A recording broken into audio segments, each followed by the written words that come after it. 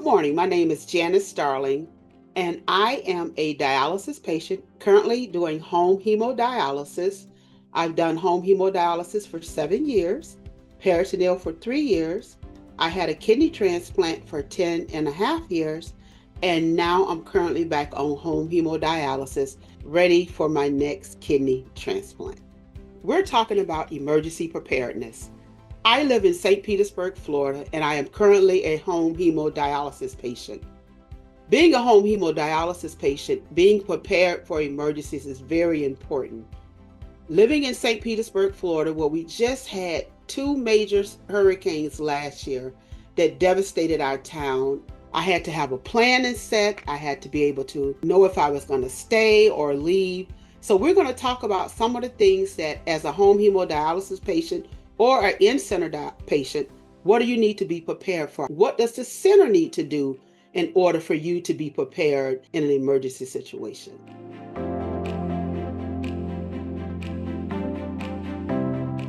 Emergency preparedness is a federal mandate required by all dialysis units. Providers must understand that their facilities' disaster emergency plan and review with their patients at least once a year.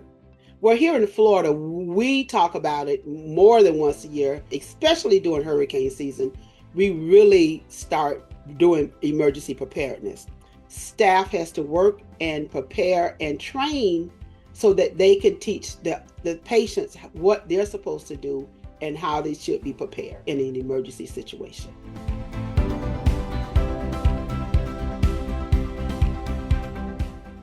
Providers should supply basic resources for each type of patient.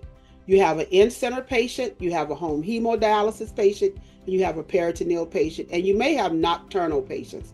Providers must comply a list of emergency contacts for providers, designated refuge area, evacuation zones, a diet meal plan, and designated community resources for updates.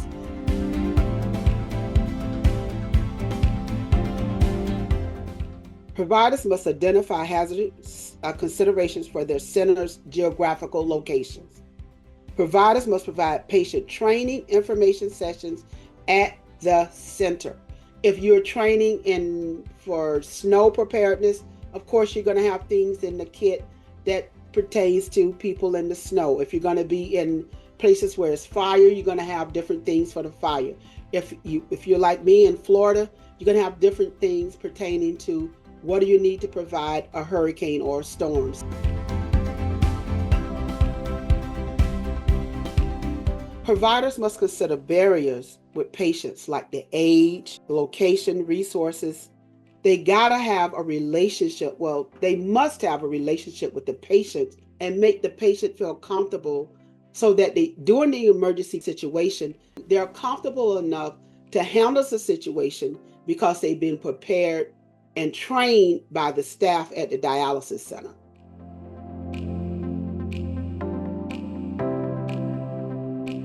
Providers must encourage their patients to be ready at all times. Emergency medical contact information, create a must stay at home plan, must leave plan, identify support systems, identify reliable and up-to-date resources, connect with others to share knowledge with building community resources.